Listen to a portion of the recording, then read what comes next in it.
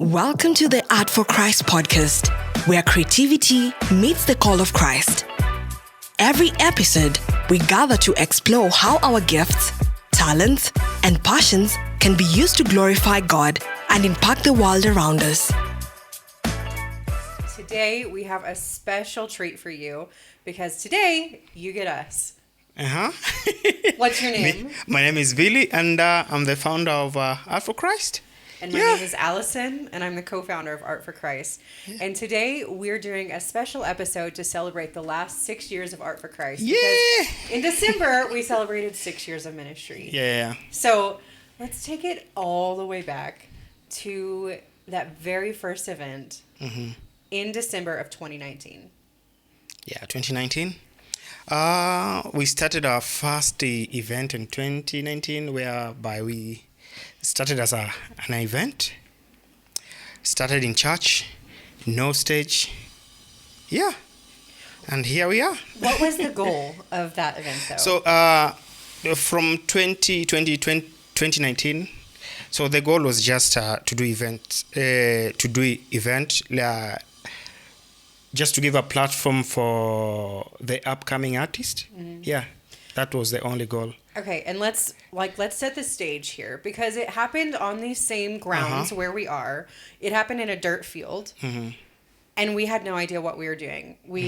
I mean, how many artists do you think we had come? Oh, first we started it in a church that same day, 2019, and then there were so many people that they could not fit in a church, so we had to take it outside. Yes, and I remember. Actually, it's the opposite. We started outside and we had to go inside because it rained. But we were talking this morning.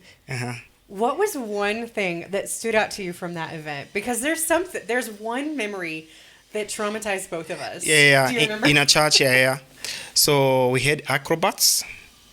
Children acrobats. So like, was it 7 years? I don't know, but they were young. 7, 11 years. So they were doing the pyramid. And it was the floor, it's cement. So that day, I was just like closer to them, so like waiting for a kid to fall down and then Billy was their spotter, essentially. And as we were talking about, as we've been looking back, over the last 6 years, that is something that I just remember thinking, what did we get ourselves into? I remember because me and Elaine were sitting at the very back. Standing on a bench so we could see anything because it was so crowded in the tiny church. But it was raining. We didn't have any other option. And I remember it was so muddy. But I remember being traumatized watching those kids do the acrobats and thinking, what did we get ourselves into? But it was fun. It was great. Yeah. It was great. But let's be real. Like, that's not all that Art4Christ is anymore. So where do you think the shift happened? I think the shifts happened during when we started the school outreach. Whereby we went back to school to, that's where the talent starts. So I think that's where the shift started. Yeah, I agree. Yeah. So we started school outreach ministry 2 years ago. 2 years ago, yeah. And since then, we've worked with 5 schools in Kibera. But I think it's important for us to mention the reason why we feel so passionate about reaching artists and creatives and gifted and talented students is because when we look at the way that both of us were raised, I was raised in a very creative, forward-focused house. I was really encouraged in my art from a young age, and I went on to make a business out of it, to make that a part of my day-to-day life. And it took Billy... How old were you when you started doing music and stuff? I don't know. I started with the music when I was in high school, but there was no one to encourage me to do it. And then after high school, hustling, that's where, Kenya, that's where the talent comes. You'll be like, oh, I think I have this. I have this talent, I can do it. So I think that's where I started. Yeah, and we've heard from so many people that are in, our age group and like out there being professionals in this industry saying, I wish I would have had Art4Christ when I was in high school because I needed the encouragement from this. And so that's just been a driving factor behind everything we do. But let's talk about what ministry looks like now, because we don't just do school ministry now. We can share more about what school ministry looks like, but Art for Christ has grown into so much more than we could have imagined. As Billy said, we just kind of said, hey, let's get some people together and do an event and see what happens. And it went really well. And so we said, okay, we're going to do it again next year. And we just operated on one-time events once a year for years. And then it wasn't until 2 years ago that something changed. And we said, I think this is bigger than what we can even fathom. Yeah. So let's talk about school ministry. With school ministry, we have 3 phases. Yeah, the first phase is the praise session, so whereby we usually take a band. So it's a hype phase. Yeah, so that's where the loud music, and then teaching. Also we give opportunity for the kids to present their talents. Yeah. And then the second stage is, so it's all modeled after a Kenyan worship service. We have praise, worship, and then usually an offering. So our outreach is praise, worship, thanksgiving. So first term, praise session, the one that Billy was just talking about. Second term, it's worship, and that's a slower pace. So it's more focused on teaching, more focused on intentional worship moments, and really connecting. And then our third phase, Thanksgiving. Yeah, with Thanksgiving. So the way you have said that, it's modeled according to the Kenyan church. With the Kenyan church, there is offering. So that's where with our third phase, the Thanksgiving, we usually ask the school what their needs are. So we like to do an in-kind donation to the school. Rather than just coming in and saying, here's some money for whatever, like that. We don't desire to do that. We really want to partner with these schools and see what their needs are. So we've given, what all have we given money for? We've given money for food. Yeah. So we usually do it during the end of the year. Yeah. So where the Form 4s are doing the exam. So we support with the exam, how do you call it? We give goodie bags and we just support the students along the way. Success cards. But we've also given football equipment. We've helped pay for transport for exams and that type of thing. So we really want to partner alongside the school and see what their issues are and try to just partner alongside them rather than just throwing money at a problem. Let's come in and tangibly help you meet those needs. Okay, a hard question. Yeah. What has been something that's been hard, like a challenging moment over the years? Challenging moment over the years. When I think about that, right, because we can't look forward or we can't look back without thinking about also the challenges. Yeah. And so when I think about the challenges that we've gone through as a ministry, as, a couple trying to do this ministry, I don't necessarily think it's a challenge. Well, it is a challenge. And it's not a bad thing. It's just that every time that we expand, there are growing pains. Whenever I think about, I'll never forget our first meeting with our first school, Moonlight, in near Kawangware. And as we were meeting with them, we walked out of that meeting saying, I have no idea what we're doing, and it was a growing pain that we had to learn through. And I think about when we opened the outreach center that we were like, okay, let's just do it. And then we'll figure it out after. But it's been a challenge of just moving, we've said yes to the opportunities that God has presented and then trusting that he's going to sort it out. Even if it's not perfect, it's been really messy at the beginning. Let's be real. Yeah. And then also, I think that I can say that it was a challenge.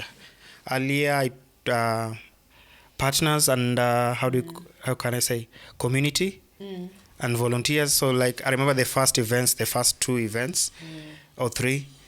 I did not have volunteers, so I will run the whole event of 400 people, and then I'll be everywhere. Yeah. But thanks after, I think, last 2 years. I think in the last few years. So we had church coming in, sending volunteers.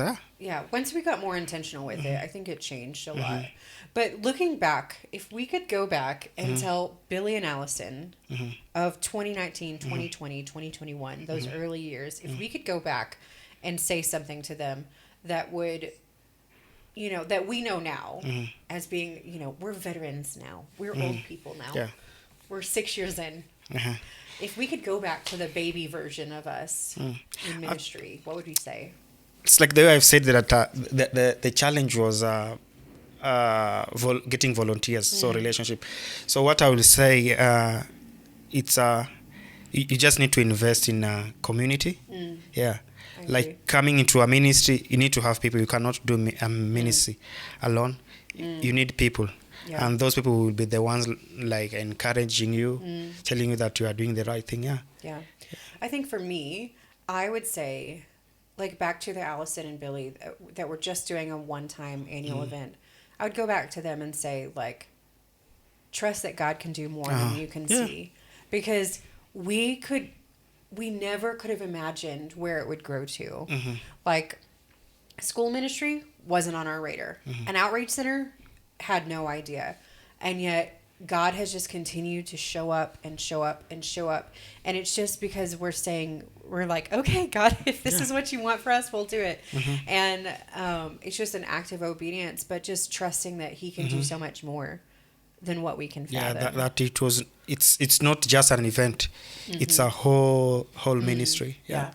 So I agree with that. And I think that one of the core foundations of Art4Christ is community. Yeah. So how do you think that our relationships have impacted everything that we do at Art4Christ? Our relationship with the other people. Yeah. So the way I've said, now we have people who can run Bible studies, people who can help in workshops and during events. Yeah. I think about, like, when I think about some of the firm relationships, like the firm foundational relationships of Art4Christ, I think about the very first event, again, the one that was out here in the mud. Yeah. And I remember seeing Pinto from Afro-Cure. Yeah. And he was there dancing. He didn't bring his dance crew, or like his dance school. I don't think I it think even existed. there were only two. It was only two of them. And they were dressed like SpongeBob. I do remember that. And they came. But Pinto is one of our, like, and Afro-Cure is one of our biggest partners now. You know, 6 years later, it's just been continual investment in that relationship. And he helps a lot during the events. He helps so much. And I think of, you know, of Dove, this new relationship that we've created through Chris and JoJo, who you guys see on the podcast a lot. And that we've been able to partner with them and do events and borrow we have Faith equipment. Baptist Riara too. Yeah, you know, like we've just created these foundational relationships that are the driving force behind Art4Christ. And I think it's so important that, you know, as we've gone through all of this, that we just continue to lean on each other. And it's really a collaboration of things. You know, it's not like it's their thing or it's our thing. It's all of us together working for the gospel. So as we look ahead, what do you hope the future of Art4Christ looks like? The future of how Art4Christ will look like. Big dreams. Big dreams. Big dreams. I would love to have artists who will also go out. And, you know, Art4Christ, I'm saying it's like a movement. So it's art for Christ. So I would love, like, one day we'll have artists who will go outside there and preach. Yeah, telling other artists that the art that we are doing is from God. Yeah. Amen. That's my dream. And I feel like that is such a key point of what Art4Christ is that we're a ministry of multiplication.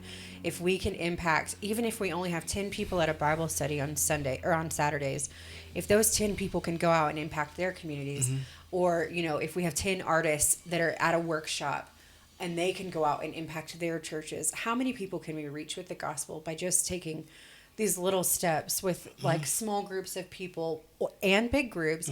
How much can we impact the kingdom? Yeah, my dream just also by doing that, you know? My dream also is to see Art4Christ Uganda, Art4Christ international. International. Yeah. You never know. Okay. If you were talking to someone, which yesterday we did talk to someone that was in the midst of trying to navigate, like figuring out where to go with their ministry. They have a passion for it, but they don't know the direction. I know the advice I gave. Mm-hmm. What advice would you give to someone that's in the middle of the journey? The journey. Mm-hmm. I think from yesterday talk with the lady. Mm-hmm. I don't know.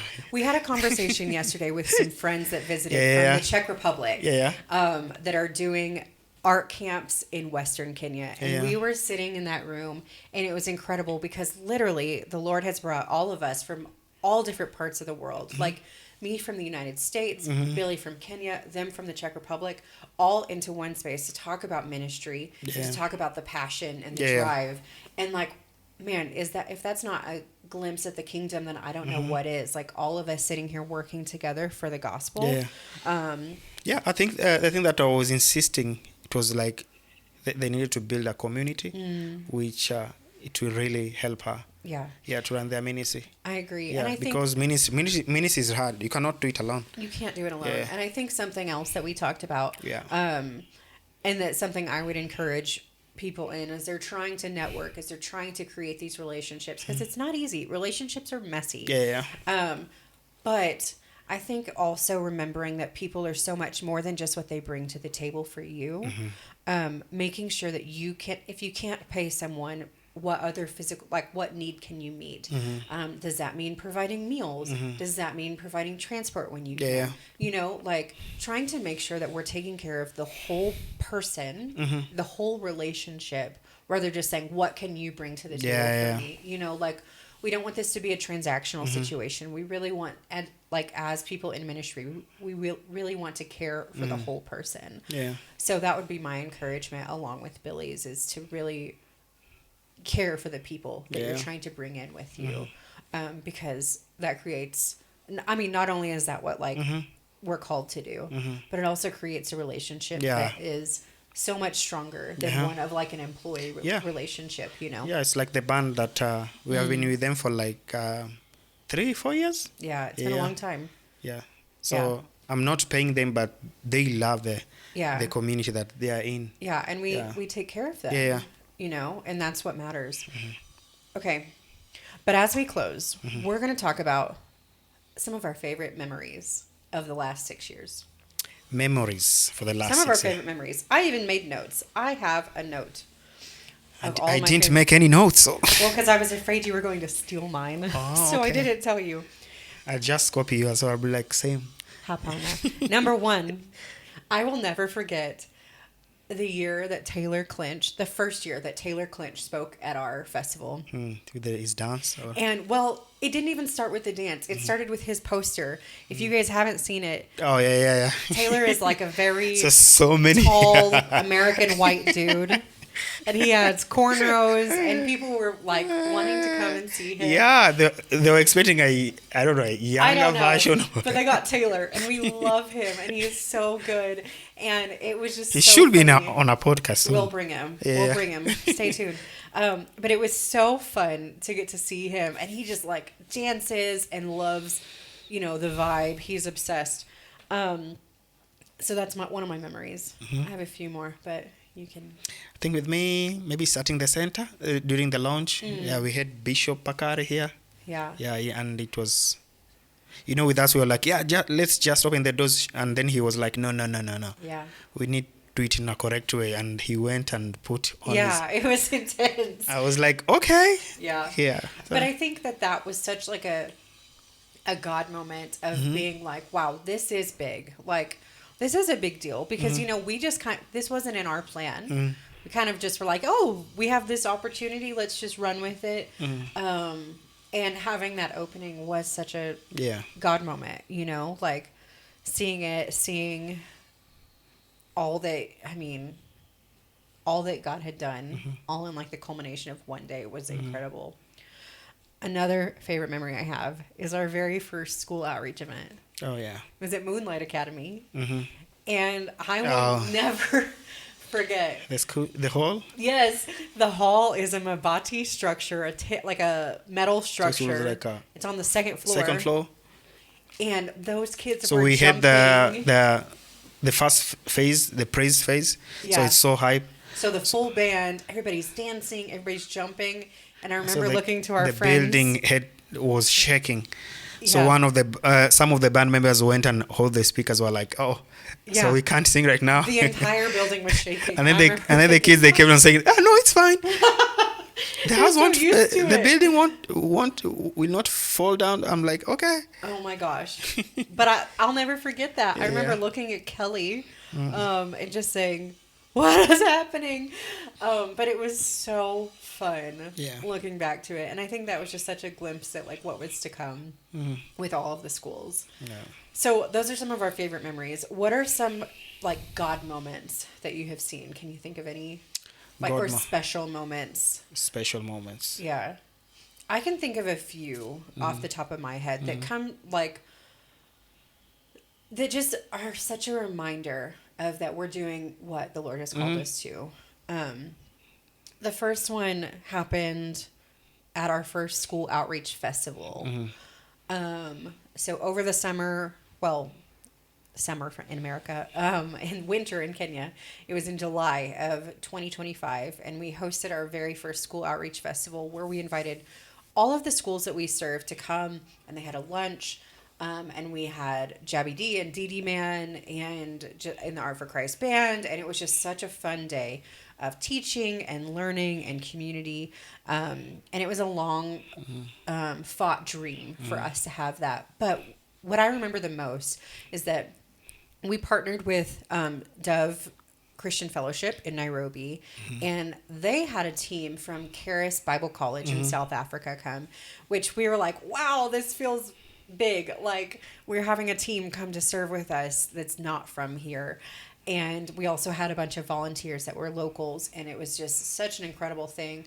But I will never forget, after, a lady came up to me, one of the Charis Bible School team members came up to me and said, God is doing more than what you can imagine here.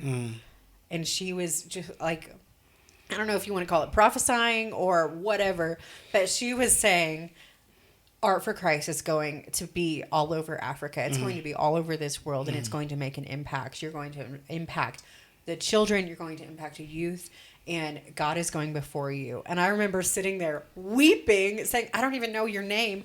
And she was just saying, like, speaking this over us. And I just remember thinking, like, wow. Yeah. God is doing something. Yeah. You know? Yeah. With me, Pastor Chris and Giorgio too.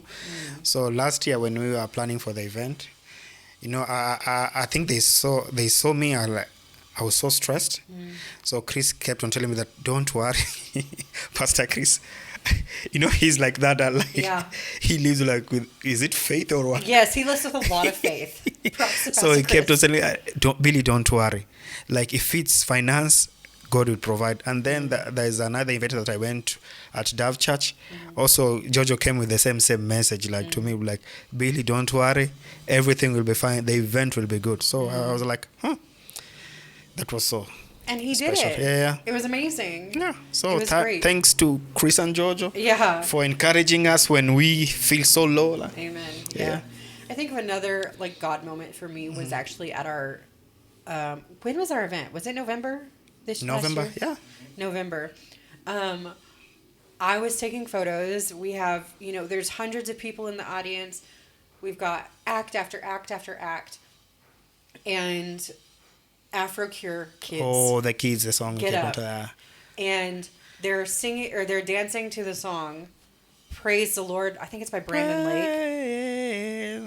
Oh my soul. Yeah, that song. And they're all screaming it, and they're dancing. And I was sitting behind my camera, weeping, just like openly crying, watching these kids dance, because like that's the heart behind this, it makes me emotional today, even thinking about it, that, that's the heart behind all that we do, is empowering Christian artists to do what they're doing for the glory of God. And what a cool testament it was to watch these children. I mean, they're less than 10 years old probably, and watch them up there just glorifying God with their movement, with their actions, and with their voices in a stage of hundreds of people. Yeah. That's the gospel, that's the Great Commission. They're doing it. And what a gift it is to be able to give a platform to them, to be able to give a stage to people like this and to empower them. Yeah. God has done a lot Yeah. in the last 6 years, and we know that he's not done yet. So stay tuned to see what else he continues to do. We're right there with you. But thank you so much for this episode of the Art for Christ podcast. Make sure you like and follow us on YouTube, and you can find us on social media at Art for Christ Kenya. Yeah. We'll see you next week.